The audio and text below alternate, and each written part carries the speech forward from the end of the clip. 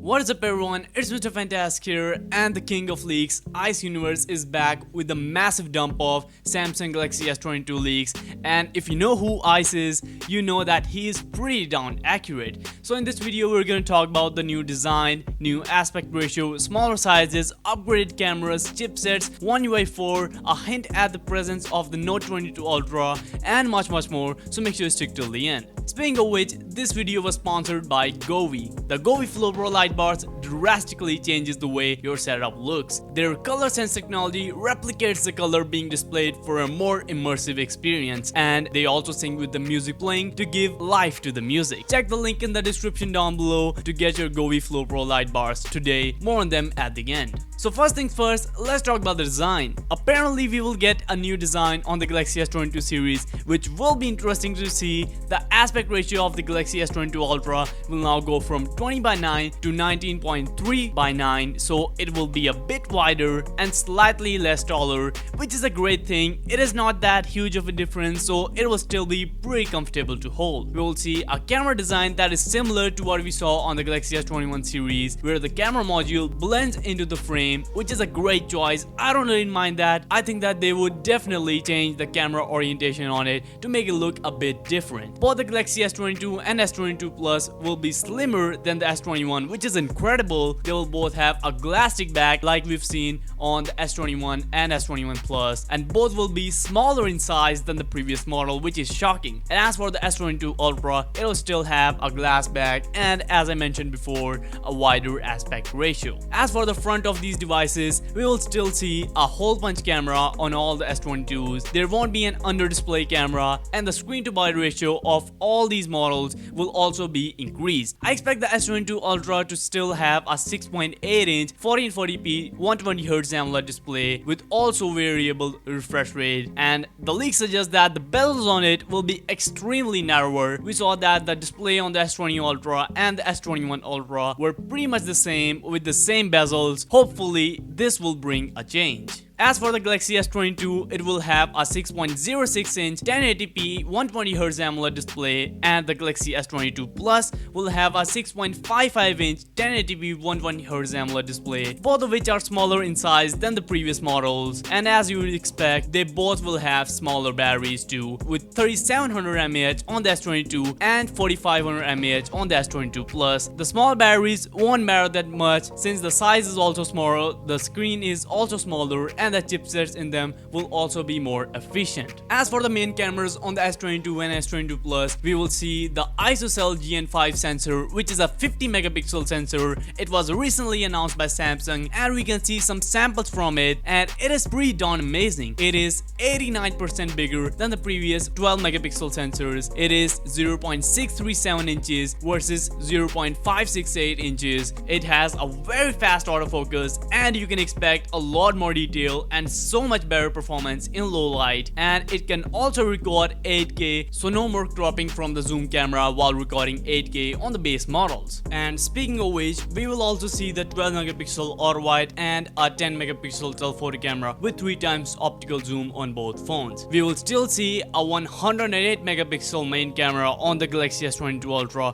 which will be a lot similar to the Galaxy S21 Ultra but a lot more optimized and improved. The camera setup might be very similar to the Galaxy S21 Ultra 2, with a 12 megapixel all-wide camera, a 10 megapixel telephoto camera with 3 times optical zoom, and a 10 megapixel periscope camera with 10x optical zoom. We were hearing about a variable zoom camera too, which can change its optical zoom like a DSLR, which is amazing, so that could happen too, but I'm not so sure about that. We will see 8 gigs of RAM on base model and 128 gigs of internal storage, and Exynos 2200 or Snapdragon 898 depending on your region, but unfortunately this time the Exynos 2200 will be in limited regions. It will only be sold in Europe and a few other regions, maybe in America too. Other regions like Asia, South Korea, UK, and rest of other regions will get the Snapdragon 898 variant. And we also have the Exynos 2200's frequency data too, and the clock speed is very high. Keep in mind that this is just the initial data. Samsung will officially announce it at at the end of this year, and only then we will see which are the official specs. And we also have some initial data on Snapdragon 898 too, but like I said, with the Exynos 2200 we should wait and see what the scores will be like, because last year we thought that Exynos 2100 will be a game changer and it will be better than Snapdragon 888, which didn't turn out to be true, so don't get your hopes too high. As for the charging speeds, we are finally see a bump here. We will have 25 watts on S22 and S22 Plus and 45 watts on the S22 Ultra. I hope Samsung optimizes them, because Samsung's charging speeds are lacking a lot behind the competition. Of course, you'll still have to buy them separately and they won't come inside the box this year too. And we also have some news on the One UI 4.0 based on Android 12. The beta version was recently released. You get a ton of customization and all those great Android 12 features like Material You and a bunch of other stuff like Google teased at their event. We can also see some new animations which are improved as compared to the One UI 3.0, and they look pretty nice. But personally, I'm a bit disappointed, and so are other people. We were expecting better animations, kind of like we see on iOS, where the wallpaper is synced with the animations, and you also get some blurred effect in the background to make it look so much more natural. I hope Samsung does something like it too to improve, because they are even lacking behind the ColorOS animations from Oppo, which is a shame. Lastly, someone saw the Note 22 Ultra's prototypes in the public, pretty much confirming that Samsung is indeed not killing it, and we also got it confirmed from some other sources too. I also made a video on it recently. Check it out in the link in the description down below and here in the iCard. It is definitely a relief to hear that Samsung still cares about that legendary series, so it is definitely very exciting. But do you know what else is exciting? Govee Flow Pro light bars. The Govee Flow Pro light bars significantly changes the look of your setup and makes it look so much cooler and enticing. They come in this nice and beautiful package. You can see the Govee branding on it, and you can also see the name of the product over here. You can also see some features of it here, and on the bottom you can also see the specs of it too. Let's now crack this open and see what we get inside. You get this big white box on the top with the light bars inside. Let's put it aside, we'll get back to it in a second. You get a user manual, and you also get this nice little card.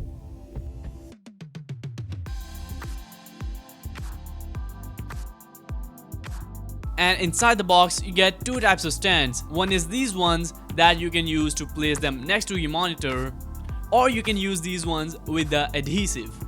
You also get this box with the power adapter,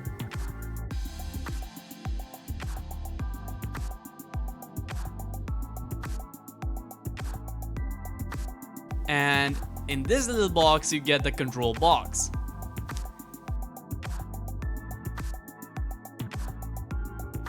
And hiding under here is the camera that is used to detect colors. It is very important, so don't forget about this one.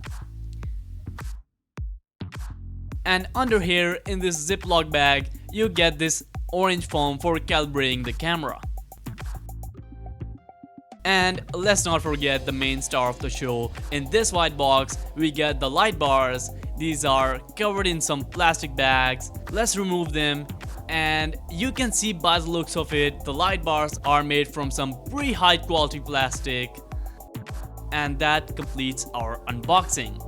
The setup process is very simple. You have a lot of versatility in the installation process. First of all, take both light bars and you can either place them to the side of your monitor with these included stands as I did, or stick it to the back of your TV or monitor with these stands with adhesive. After placing them the way you like, take the camera and peel the paper off its bottom.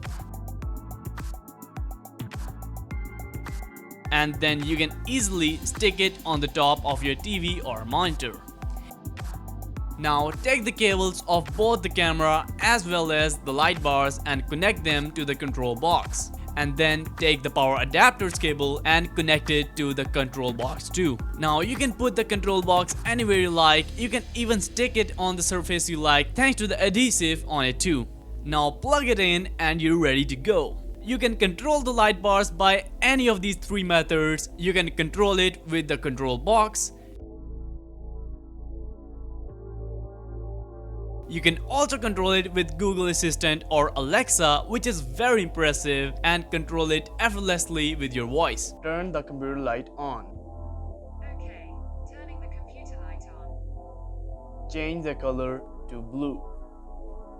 Alright, changing the computer light to blue. Or this is what I recommend, download the Govee Home app, which is available on both Android and iOS, and you can control it via that too. The app gives you a wide variety of features, giving you the capability to customize it just the way you want. You can turn the color capture mode on, and its color sense technology automatically detects the color being displayed on the monitor via the included camera and displays the exact colors on the light bars, giving you an incredibly immersive experience. So playing your favorite games on it or watching your favorite movies and TV shows on it is just next level. It is so phenomenal, and it makes you more hooked to the content you're watching, making you feel like you're in the moment. It just makes your experience so much incredible and enjoyable. You can also use the music sync feature that uses its microphone to detect the music, and it syncs with the music that is playing to make the music feel alive. You can even throw a little party in your home. It's that amazing. I just love to listen to my favorite albums and songs with this feature. You also have an option to select any kind of color or color combination you want, giving you full versatility and control. Or you can also use the app to display any of the scenes like reading, romantic, aurora, seasonal, rainbow, and much